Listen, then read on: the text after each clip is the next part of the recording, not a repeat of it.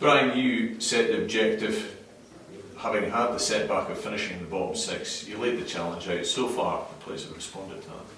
Well, they've definitely responded so far, but we've only played 2 out of 5 games. The challenge is still to finish 7th. You know, we'll give ourselves a good chance of that.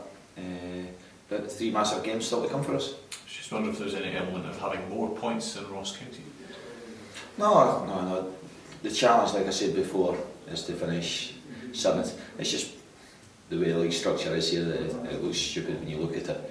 But no, the players have responded magnificently to what we've asked them to achieve, and so far so good. I don't know if you've been in the prospect before of having that match after the unfortunate situation of relegation, but can you put yourself in the minds of how Dundee United would feel and going into their next game after? Yeah, I've had that when I played with Falkirk and we got relegated at Motherwell, and we played Rangers the following week, and what a great battle we put up, and a good performance we put up. They're professional football players. Everybody's a professional football player. You know, they're doing their best for themselves, the best for their families, the best for the clubs and the fans. You know, so it doesn't matter who plays against you. You know, people are playing with a bit of pride and they want to play well. The game's on TV in front of thousands of people watching, and everybody, doesn't matter who plays, and want to put on a good display. Do you feel as anything's changed of late from the performances that Thistle have put on? I mean, obviously, you know, having bodies to choose from is one aspect, I suppose.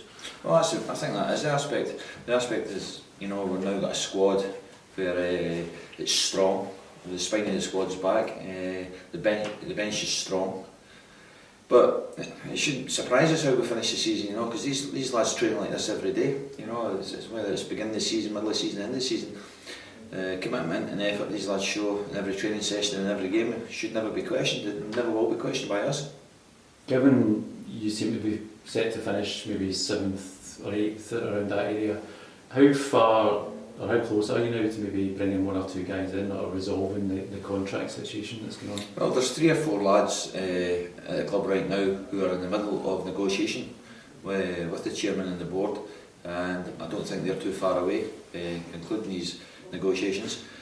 And like you say, finishing 7th or 8th hopefully will give us a little bit more in the budget, and then we can kick on the other plans we've got on the shelf waiting to go. Is it the case that you're sort of sitting just waiting to, you know, confirm whether you can finish 7th, and maybe a couple of guys sitting waiting? Is that the way it's going? Well, it is and it isn't, you know, but because players have got the right to hold on as well, you know, and some players want to commit themselves early and some players don't. We've spoken to players who would like to wait and see what other options they've got, and we've spoken to other players who have said, well, if you can finish 7th or 8th and your budget's got to be a little bit more, then, you know, I'd be interested in coming. Yeah, John's going on a lot about the need for quality in that final third in particular. Do you feel confident you've already identified the guys you want to maybe fill that? Well, we've identified 2 or 3 in that area that we would like to bring in. We've spoken to them. Some would like to come, others we've asked, said, no, I'm not wanting to travel up to the Highlands, I've got family, etc, etc. But like I say, if we finish 7th or 8th, then that might help us to bring in a little bit extra quality. I'm going to throw a name at you because other people will think it and you can bat it away if you like, but with Dundee United, people are talking about Billy Mackay and a potential return. Is it someone you would look at as a possibility? Of course it would be something we would look at. We'd be stupid not to look at some of Billy's pedigree. You know, I don't think he's had the best of times at Dundee United through no fault of his own, but he done magnificent for this club. And sometimes you find the club fits you, you know, and you find yourself at home. You're easy there, you know everything.